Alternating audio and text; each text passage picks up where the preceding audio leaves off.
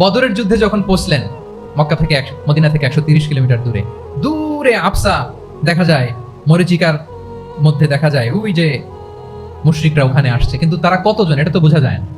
তো কিছু ছেলে এই মরুভূমিতে থাকে, ওদেরকে পানি সরবরাহ করে। এদেরকে রাসূল সাল্লাল্লাহু আলাইহি ওয়াসাল্লাম জিজ্ঞেস করলেন যে কুরাইশরা যে আসছে তারা সংখ্যায় কত, এটা না জানলে তো উনি ওনার ওয়ার স্ট্র্যাটেজি ঠিক করতে পারবেন না, যুদ্ধের কৌশল।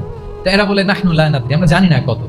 এখন এটা কিভাবে তিনি বের করবেন, সংখ্যায় তারা কত, এটা তো আমাকে ফাইন্ড আউট করতে হবে। রাসূল সাল্লাল্লাহু আলাইহি ওয়াসাল্লাম বলেন যে ওরা কি খায়, বলে যে প্রতিদিন উট জবাই করে খায়। তো রাসূল সাল্লাল্লাহু আলাইহি ওয়াসাল্লাম বলেন যে প্রতিদিন কয়টা উট লাগে, বলে যে ইয়াউমান তিসআন ওয়া ইয়াউমান আশরান, 2 দিন হইছে আসছে, তো প্রথম দিন দেখলাম 9টা জবাই করছে, আজকে দেখছি 10টা জবাই করছে। রাসূল সাল্লাল্লাহু আলাইহি ওয়াসাল্লাম বললেন ইদান আল কওমু মা বাইনা আত-তিসআমিয়া ওয়াল আলফ, তাহলে ওরা 900 থেকে 1000 এর মধ্যে। সুবহানাল্লাহ। এবার বলেন বদরের যুদ্ধে কুরাইশদের সংখ্যা ছিল কত? আল্লাহু আকবার। What a war strategy! নমুনা দেখে বুঝে ফেলছেন কতজন তারা। এইভাবে রাসূল সাল্লাল্লাহু আলাইহি ওয়াসাল্লাম ওনার স্ট্র্যাটেজি নির্ধারণ করতেন।